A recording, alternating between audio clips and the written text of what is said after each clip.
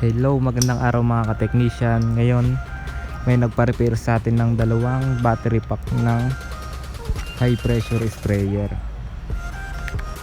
Ayan. Bubuksan muna natin. Then, tingnan natin yung laman. Ngayon, ang problema nito, hindi siya nag-charge. Pag charge mo siya, mag-indicate lang siya ng green. It means full charge. Ayan. Ayun yung laman ng battery niya. 5 cells lang siya instead na 10 cells. Kanina pagkakuha ko ng battery niya, duda na ako. Medyo magaan, tapos hindi solid yung case niya.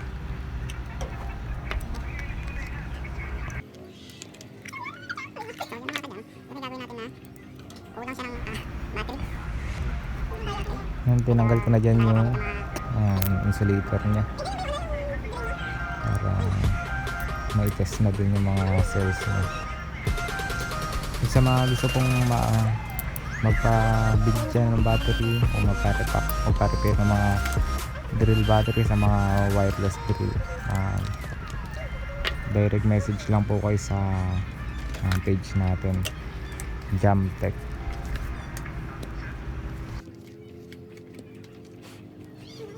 Titignan natin kung may pag-asa pa yung mga cells niya.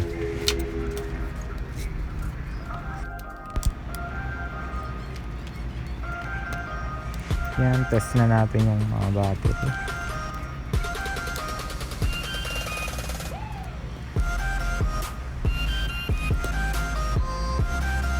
Two 2.68, 1.9, 1.8, 0.2, 0.8. Kaya medyo mabababa yung mga reading. 3.9, 3.9, 3.9, 4, 3.5. Ayan, total nya. Yan sa battery.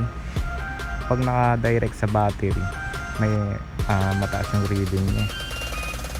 Sa BMS nya 12 volts, 11 volts lang yung output nya. Kumbaga may problema mismo yung BMS nya.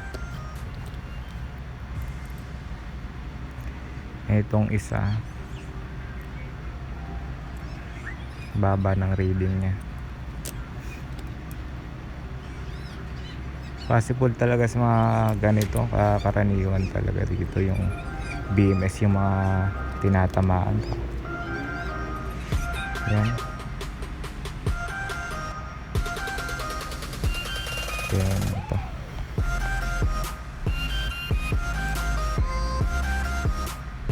Try natin i-recharge kung magre-recharge pa rin yung battery niya.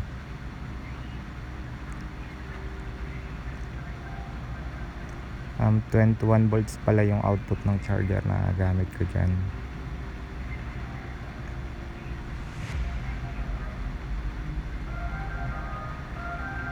Chinek ko.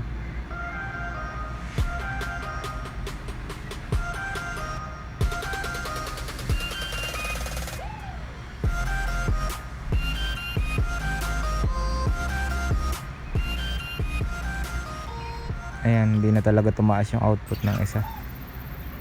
Na stuck lang siya sa 11 o 12. Napansin ko nga pala dyan, may sira yung ano niya, transistor ng BMS nya. Yun talaga yung possible na tinamaan. Hindi ko na rin pahabain itong video na to. I-test na rin natin siya na okay naman na siya. Ayan, naibalik ko na sa dati yung BMS nya, replace lang. Pero okay na rin ang cell, na recharge na rin. At ayun, maraming salamat sa inyo mga technician. Sana ay magkita po ulit tayo sa susunod na video. Ingat po kayo lagi. God bless.